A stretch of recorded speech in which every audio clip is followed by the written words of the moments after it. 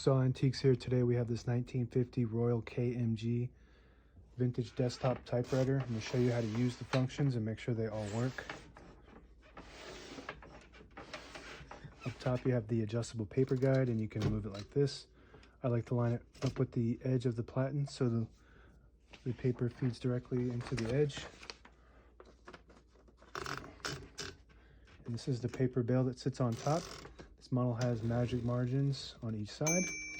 So if I want the margin to be right there, I'll just flip the right magic margin forward and it'll set it right there. Same thing with the left side. If I want it closer to the middle, then I'll flip the magic margin and that's where the margin will stop. And if you want it closer to the edge, you hold the magic margin down and pull the carriage all the way to the edge where you want it, and then you flip it back. Same with this one. If I want it closer to the edge, I hold the carriage release and the right magic margin at the same time. It'll allow me to move it all the way to the end. I want it to be at the edge of the paper, so I'm going to set it right there.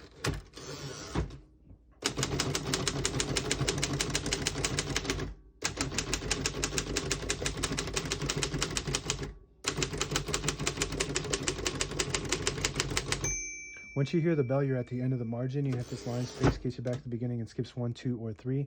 Right now we have it on single, but if you want double, there's a switch right here. Flip that down 1, skips 2, 1 more, skips 3. That works good. We're going to keep it on single and finish typing. As you can see, all the keys type nice and none of them skip or stick. I'll type a sentence on the next line.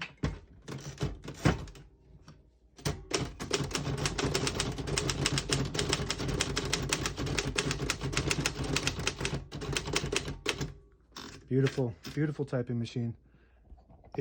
This is your daily workhorse. If you want to type daily on something reliable, strong, sturdy, this is your machine here.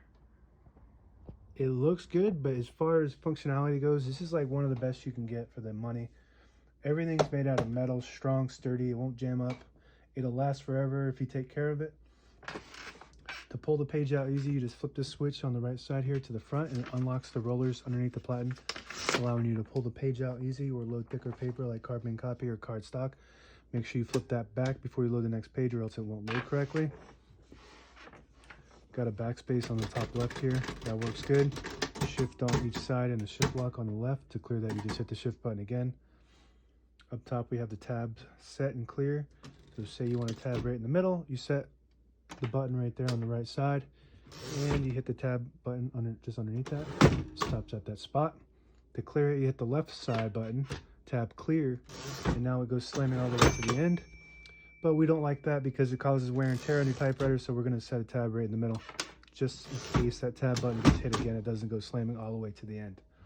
Open up the hood, you got your ribbon, all the brand new ribbons loaded on the left side, so it's pulling to the right counterclockwise. If you want it to pull to the left, you flip this switch here and it'll pull it clockwise to the left. That works good. We're going to keep that pulling to the right. Right here is your color selector switch. Right now we have it in the middle, which prints the top portion of the ribbon. If you want it to print the bottom portion of the ribbon, you flip it to the left and the ribbon goes up higher. So you print the bottom portion of the ribbon. For somebody who uses dual ribbons, has the red on the bottom. That works good. If you want to switch it to nothing printing, then you hold this little locking key and push that at the same time and the ribbon doesn't go up at all. This is your touch control. The farther right you go, there's a 0, 1, 2, all the way up to 9, I believe.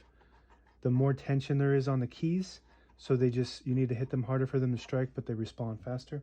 The lower you go, you don't have to hit them as hard, but you can't type as fast as if you have high tension.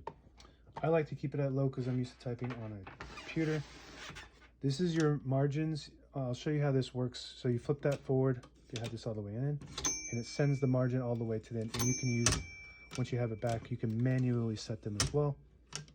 Same thing with this side, manually set them as well. I just keep them on the end so you have free range of your carriage whenever you're not typing. And this is your carriage release, allows you to control the carriage freely. Got one on each side, and this lever behind the carriage release disables the spacing, so you can get to an exact spot on the page when you flip it back. It's one of those clicks of the space. Same concept when you push in the button on the knob When you turn it like that, there's no clicks. That works good. And that's it. Now available on eBay or Etsy. Search Brooksaw Antiques.